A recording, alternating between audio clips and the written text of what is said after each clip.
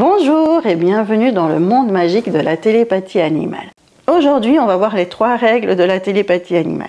Avant de rentrer dans le vif du sujet, n'hésitez pas à cliquer sur le pouce, à vous abonner pour être tenu au courant de la sortie des prochaines vidéos et à cliquer sur le lien en description pour recevoir un bonus gratuit. Alors, quelles sont les 3 règles d'or de la télépathie animale? C'est quoi la télépathie animale tout d'abord? C'est un échange d'informations entre un humain et un animal sans utiliser les 5 sens. Pourquoi sans utiliser les 5 sens?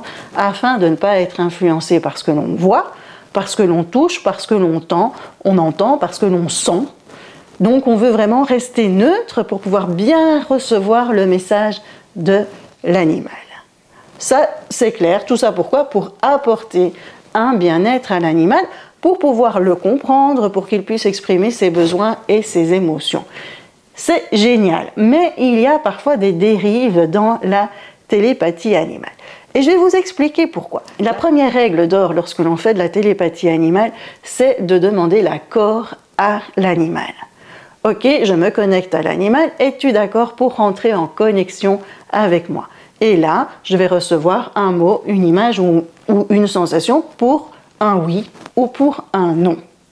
Ok, si l'animal me dit non, qu'est-ce qu'il peut se passer? Eh bien, l'humain doit le respecter. Si l'animal dit « Chantal, non, je ne veux pas rentrer en connexion avec toi », il faut que je dise « Ok, j'entends bien que tu ne veux pas rentrer en connexion avec moi, je le respecte, je te dis merci et au revoir ». Et il y en a qui ne le font pas. Je vous explique cela parce que avant, je donnais des formations en présentiel ici à la maison et mes animaux étaient des animaux professeurs. Donc, sur base d'une image, mes stagiaires rentraient en connexion avec les animaux. Bien entendu, avant chaque formation en présentiel, je demandais l'accord de mes animaux qui voulait être le professeur du jour. À cette époque-là, j'avais un chien qui avait à peu près 13 ans et demi et qui me disait « Moi, c'est fini, je ne veux plus, je me fais trop vieux ». Je le dis à mes stagiaires. Ok, là, vous avez mon chien qui est vieux, qui ne veut plus être professeur, donc je vous demande de ne pas rentrer en connexion avec lui. Et qu'est-ce qui s'est passé? Eh bien, une stagiaire a essayé de le faire. Qu'est-ce que vous pensez de ça? Eh bien, ça, c'est un manque de respect. L'animal, via moi, a exprimé qu'il ne voulait pas, et la stagiaire a quand même essayé d'entrer en connexion.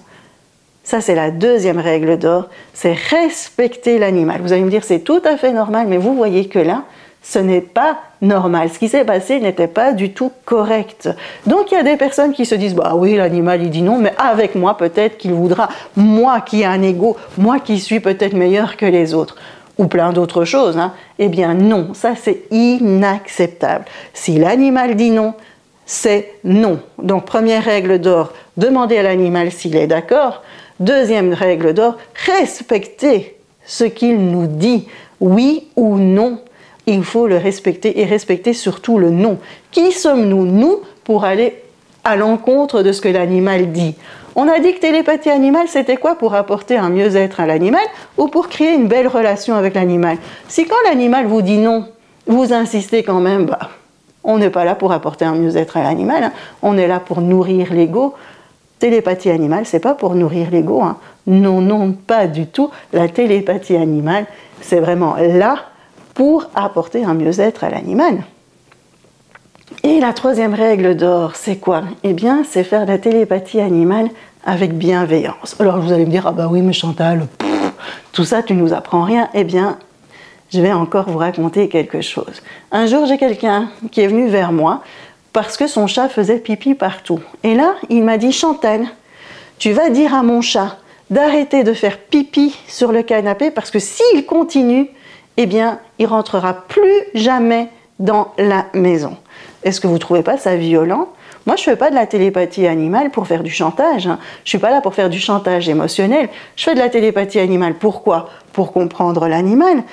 L'intérêt, c'est de savoir quoi? C'est pourquoi Poupousse, par exemple, fait pipi sur le canapé. Est-ce qu'il a des douleurs? Est-ce qu'il a on va dire, une infection urinaire? Ou est-ce que sa litière n'est pas bonne? Ok? Donc, il faut comprendre le pourquoi, aider l'animal à changer son comportement donner des pistes aux référents pour que tout se mette bien en place, mais pas faire du chantage et pas être méchant lorsque l'on fait de la télépathie animale. Ah oui, mais il y en a qui le sont. Il y en a qui font du chantage. Il y en a qui disent « si tu fais ça, c'est que tu es méchant ». Mais non, pas du tout. Un jour, j'ai eu des personnes aussi qui sont venues me voir parce que leur chien se disputait. Et là, qu'est-ce que je vais dire au chien? Si vous continuez à vous disputer, eh bien, je me sépare de vous deux, je vous abandonne. Mais jamais je peux dire une chose pareille à des chiens. Jamais, jamais, jamais. Je me suis fâchée sur les personnes. Je ne me suis pas rentrée en connexion avec les animaux. Non, non. Je dis, je ne suis pas là pour transmettre ce genre d'informations.